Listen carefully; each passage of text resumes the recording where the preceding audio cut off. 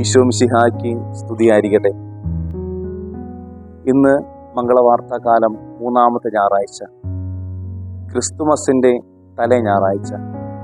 ഇന്ന് സഭാമാതാവ് നമുക്കായി വിചിന്തനത്തിന് വന്നിരിക്കുന്നത് വിശുദ്ധ സ്നാപക യോഹന്നാൻ്റെ ജനനത്തെക്കുറിച്ചാണ്. പലപ്പോഴും സ്നാപക യോഹന്നാൻ്റെ ജനനത്തെക്കുറിച്ച് സംസാരിക്കുമ്പോൾ പലപ്പോഴും പലയിടങ്ങളിലും കേട്ടിട്ടുള്ളൊരു കാര്യമാണ് ആ കുടുംബത്തെക്കുറിച്ച്, സക്കറിയ, എലിസബത്ത് എന്നീ ദമ്പതികളെ കുറിച്ച്.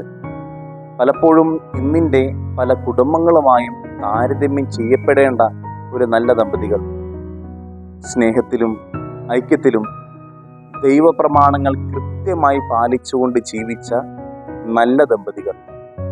കൂടാതെ ഏതൊരു സഹനത്തിലും ഏതൊരു ദമ്പതികളുടെയും വലിയ സ്വപ്നമാണ് ഒരു കുഞ്ഞിക്കാല് കാണുക എന്നുള്ളത്.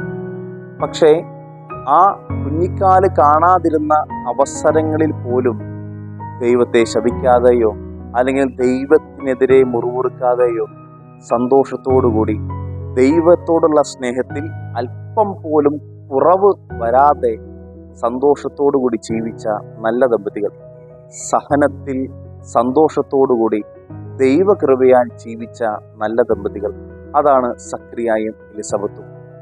ഇങ്ങനെ ജീവിച്ച ദമ്പതികൾക്ക് ജനിച്ച പ്രവാചകൻ വിശുദ്ധ സ്നാപക യോഹന്നാൻ. അതുകൊണ്ടാണ് ആ പ്രവാചകനെ ദൈവം തിരഞ്ഞെടുത്തത് ദൈവപുത്രന് വേണ്ടി വഴിയൊരുക്കാൻ. പ്രിയപ്പെട്ടവരെ, ഇന്നത്തെ കാലഘട്ടത്തിലെ കുടുംബങ്ങളുമായിട്ട് താരതമ്യം ചെയ്യുമ്പോൾ നമുക്ക് ധാരാളം സാമ്യങ്ങളും വ്യത്യാസങ്ങളും കാണാനായിട്ട് സാധിക്കും. ഇന്ന് പഠനത്തിൻ്റെ മേഖലയിൽ അല്ലെങ്കിൽ ഉന്നത വിദ്യാഭ്യാസത്തിൻ്റെ മേഖലയിലൊക്കെ മത്സരബുദ്ധിയോടുകൂടി മക്കൾ മത്സരിക്കുന്ന ഒരു കാലഘട്ടമാണ്, അല്ലെങ്കിൽ മത്സരബുദ്ധിയോടുകൂടി പഠിക്കുന്ന, അധ്വാനിക്കുന്ന ഒരു കാലഘട്ടമാണ് നാം ഇപ്പോൾ കടന്നു പോകുന്നത്. തീർച്ചയായും പഠനം നല്ലതാണ്. നല്ല ഭാവിക്ക് വേണ്ടി, ശോഭനമായ ഭാവിക്ക് വേണ്ടി നല്ല രീതിയിൽ പഠിക്കുവാനും അധ്വാനിക്കുവാനും നമ്മുടെ മക്കൾ കടപ്പെട്ടിരിക്കുന്നു.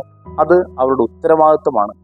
പക്ഷേ ദൈവിക കാര്യങ്ങളിൽ വരുത്തുന്ന വീഴ്ച അല്ലെങ്കിൽ ദൈവിക കാര്യങ്ങൾ മാറ്റിവെച്ചുകൊണ്ട് നമ്മൾ നടത്തുന്ന അധ്വാനങ്ങളിൽ എത്രമാത്രം നമുക്ക് സന്തോഷം കണ്ടെത്താനായിട്ട് സാധിക്കും എന്ന് ആത്മാർത്ഥമായിട്ട് വിചിന്തനം ചെയ്യുന്നത് നല്ലതാണ്.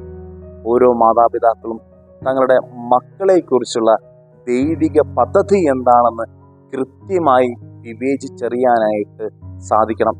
അങ്ങനെ വിവേചിച്ചറിഞ്ഞ് സ്വന്തം മക്കളെ ദൈവിക പദ്ധതിയിലൂടെ കടത്തിവിടുവാനായിട്ട് പറ്റണം. പലപ്പോഴും നമ്മളെല്ലാവരും ദൈവത്തിൻ്റെ മുമ്പിൽ വരുമ്പോൾ, അല്ലെങ്കിൽ വിശുദ്ധ കുർബാനയിൽ വരുമ്പോൾ, അല്ലെങ്കിൽ പുണ്യാന്മാരുടെ അല്ലെങ്കിൽ വിശുദ്ധരുടെ അടുക്കിലേക്ക് വരുമ്പോൾ, അല്ലെങ്കിൽ മറ്റു പലരുടെയും അടുക്കിലേക്ക് പ്രാർത്ഥനാ നിയോഗവുമായിട്ട് ചെല്ലുമ്പോൾ നമ്മൾ പറയാറുള്ള കാര്യമാണ് നമ്മുടെ നിയോഗങ്ങൾ, നമ്മുടെ ആഗ്രഹങ്ങൾ. ഒന്നോർക്കണം, നമ്മൾ നമ്മുടെ ആഗ്രഹങ്ങൾ പറയുമ്പോൾ ദൈവം അത് സാധിച്ചു തരും. ചിലപ്പോൾ അത് ദൈവിക പദ്ധതിയിൽ ഉൾപ്പെട്ട കാര്യമാവണമെന്നില്ല. പക്ഷേ ഇത്തരത്തിലുള്ള ആഗ്രഹങ്ങൾ നമ്മൾ ചോദിച്ച് മേടിക്കുമ്പോൾ ഓർക്കണം, ചിലപ്പോൾ നമ്മുടെ അറിവിൻ്റെ പരിമിതി മൂലമാകാം, ചിലപ്പോൾ നമുക്കുള്ള നോട്ടപ്പശക് കൊണ്ടുമാകാം, പലപ്പോഴും സഹനങ്ങളിലൂടെ കടന്നു പോകുന്ന, മനസ്സമാധാനമില്ലാതെ കടന്നു പോകുന്ന ഒരു സാഹചര്യം നമ്മുടെ ജീവിതത്തിലുണ്ടാകും. പക്ഷേ ദൈവിക പദ്ധതി അനുസരിച്ച് ജീവിക്കുന്ന ഏതൊരു വ്യക്തിയും ഏത് സാഹചര്യത്തിലൂടെ കടന്നുപോയാലും സന്തോഷത്തിലും സമാധാനത്തിലൂടെയും കടന്നു പോകാനായിട്ട് അവർക്ക് സാധിക്കും. അതുകൊണ്ട് മാതാപിതാക്കളോടും മക്കളോടും പറയാനുള്ള ഒരേ ഒരു കാര്യം, ക്രിസ്തുമസിന് ഒരുങ്ങുകയാണ്. ഈ ഒരുക്കം കുടുംബത്തിൽ നിന്നും തുടങ്ങാം. പഠനത്തിൻ്റെ കാര്യത്തിലോ അല്ലെങ്കിൽ മറ്റ് പല കാരണങ്ങളാലോ കുടുംബ പ്രാർത്ഥനയോ അല്ലെങ്കിൽ മറ്റു പല ഭക്താനുഷ്ഠാനങ്ങൾക്കോ കുറവ് സംഭവിച്ചിട്ടുണ്ടെങ്കിൽ, അല്ലെങ്കിൽ പലത് വേണ്ട എന്ന് വെച്ചിട്ടുണ്ടെങ്കിൽ ഓർക്കണം, അത്തരം കാര്യങ്ങൾ തിരിച്ചു പിടിക്കാനായിട്ട് നമുക്ക് പരിശ്രമിക്കാം. കുടുംബങ്ങളിൽ ഒന്നിച്ച് സംസാരിക്കട്ടെ, അവർ ഒന്നിച്ച് പ്രാർത്ഥിക്കട്ടെ, ഒന്നിച്ച് ഭക്ഷണം കഴിക്കട്ടെ, സ്നേഹത്തിലുള്ള കൂട്ടായ്മ വർദ്ധിക്കട്ടെ, ഐക്യം വർദ്ധിക്കട്ടെ. അങ്ങനെ ദൈവിക കൽപ്പനകൾ പാലിച്ചുകൊണ്ട് അല്ലെങ്കിൽ സഭയുടെ ധാർമ്മിക വഴിയിലൂടെ സന്തോഷത്തോടുകൂടി ചരിക്കാനായിട്ട് അവർക്ക് സാധിക്കട്ടെ. ഓർക്കണം, ദൈവിക കാര്യങ്ങളിൽ വീഴ്ച വരുത്തിയാൽ, ആത്മീയ കാര്യങ്ങളിൽ വീഴ്ച വരുത്തിയാൽ തീർച്ചയായും ധാർമ്മികമായ കാര്യങ്ങളിലും വീഴ്ച സംഭവിക്കും. ആത്മാർത്ഥമായിട്ട് ചിന്തിക്കാം. ദൈവത്തിൻ്റെ കൽപ്പന പാലിച്ചുകൊണ്ട് പദ്ധതി അനുസരിച്ചുകൊണ്ട് ജീവിക്കാനായിട്ട് നമുക്ക് എല്ലാവർക്കും പരിശ്രമിക്കാം. ദൈവം അതിന് നമ്മളെല്ലാവരെയും സമൃദ്ധമായി അനുഗ്രഹിക്കും.